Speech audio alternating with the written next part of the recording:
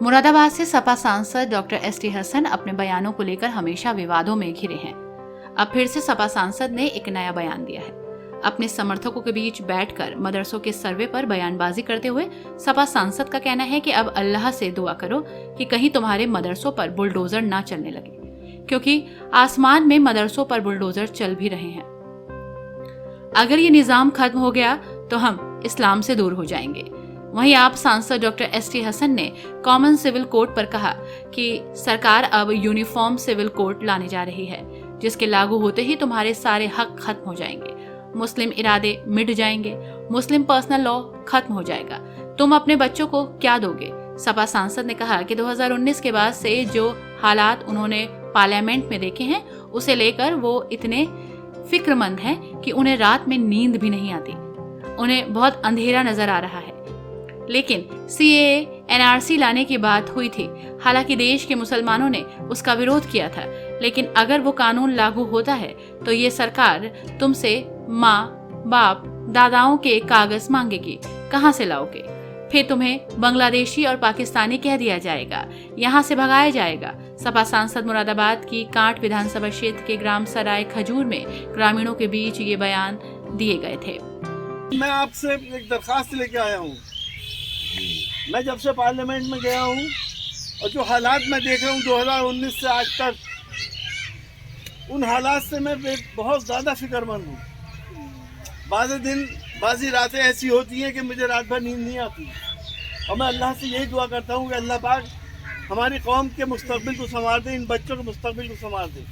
मुझे बहुत अंधेरा नज़र आ रहा है, लेकिन मेरी कौम को अभी इस बात का एहसास नहीं है। पार्लियामेंट के अंदर जो कानून आए उससे हमारी दिल आज़ारियाँ हुई हैं। चाहे 3 तलाक का कानून आया हो पार्लियामेंट में, हमने उसका विरोध करा, लेकिन हम हैं कितने?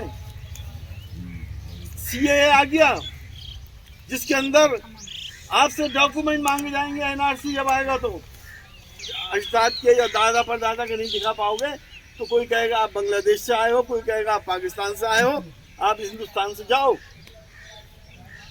इतना खतरनाक कानून है, नहीं मालूम है मेरे भाइयों को अभी इसके बारे में।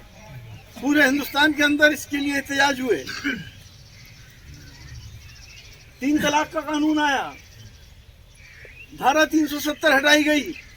मैंने पार्लियामेंट में कहा कि धारा 371 क्यों नहीं हटाई? धारा 371 अरुणाचल प्रदेश में क्यों है? 370 क्योंकि जम्मू कश्मीर की थी तो वो हटा दी गई। आपकी मुझे खदशा इस बात का है कि अब आगे आने वाले वक्तों में कॉमन सिविल कोड आने वाला है।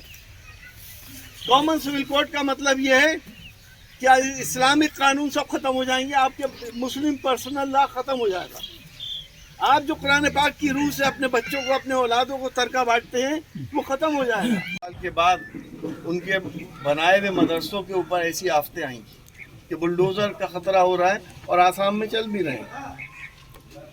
वो निज़ाम ख़त्म अगर हो गया तो हम इस्लाम से दूर नहीं होंगे तो क्या होगा? और जब इस्लाम से दूर हो जाएंगे तो गुनाह भी करेंगे, और गुनाह करेंगे तो अल्लाह की रहमतें नहीं आएंगी हमारे ऊपर। साथियों, अपने आने वाले मुस्तकबिल की फिक्र करो, गुनाहों से बचो और अपने बच्चों को अच्छी से अच्छी तालीम दिलाओ।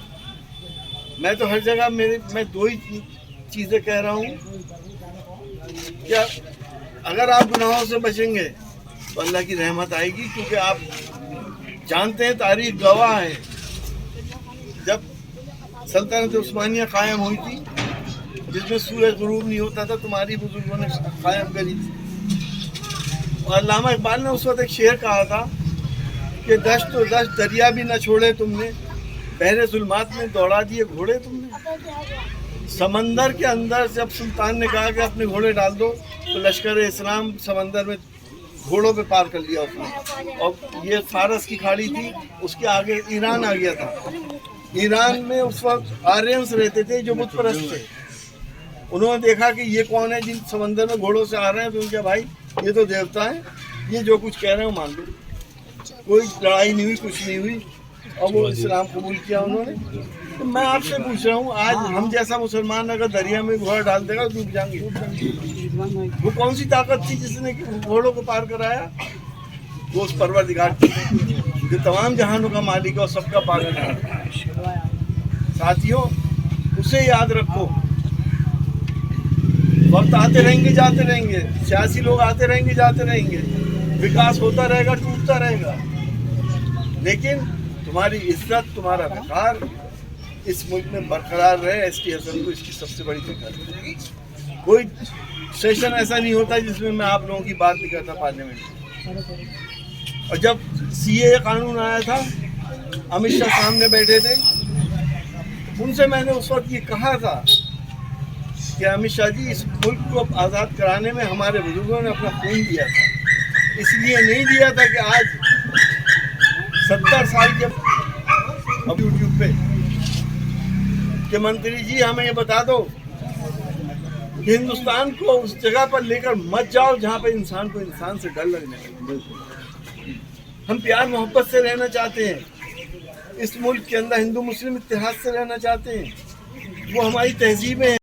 गौरतलब है कि सोशल मीडिया पर मुरादाबाद से सपा सांसद डॉक्टर एसटी हसन का ये बयान वायरल हो रहा है।